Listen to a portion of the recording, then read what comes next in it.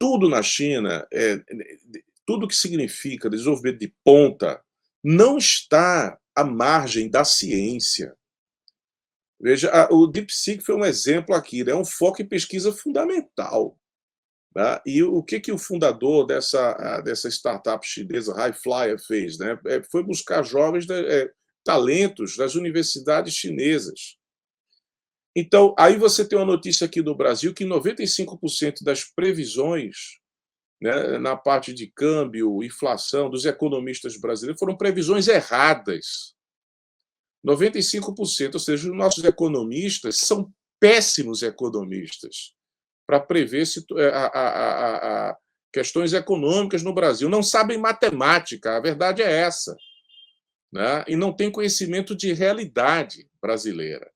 Estão fazendo política. Dizem que o pessoal de ciências humanas é que fica ali, né, elocubrando. Não, são os economistas mesmo, né, que esqueceram, né, a ciência básica fundamental, estão fazendo política e acham que resolve problemas na base de criação de ondas em discursos midiáticos para poder atender os seus interesses dos acionistas. Então, assim, o Brasil está muito abaixo. Se a gente olha o resultado, né, do PISA, é a mesma coisa. Né? Em criatividade, a gente está com um dos piores países. Isso não é. Não, mas isso é governo. Não tem nada a ver com o governo Lula, isso é a realidade brasileira em geral. Né?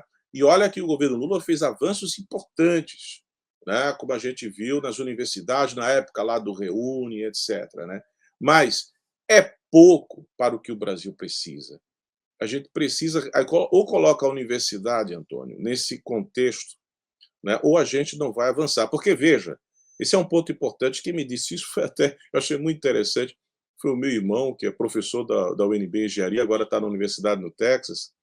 E ele disse assim: esse lance do DeepSeek mostra que a inteligência natural ainda é melhor que a inteligência artificial. Né?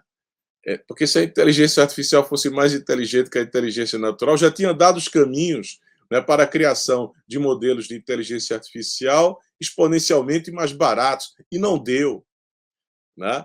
Então, assim, e como é que se faz isso? Investindo em inteligência, investindo em ciência.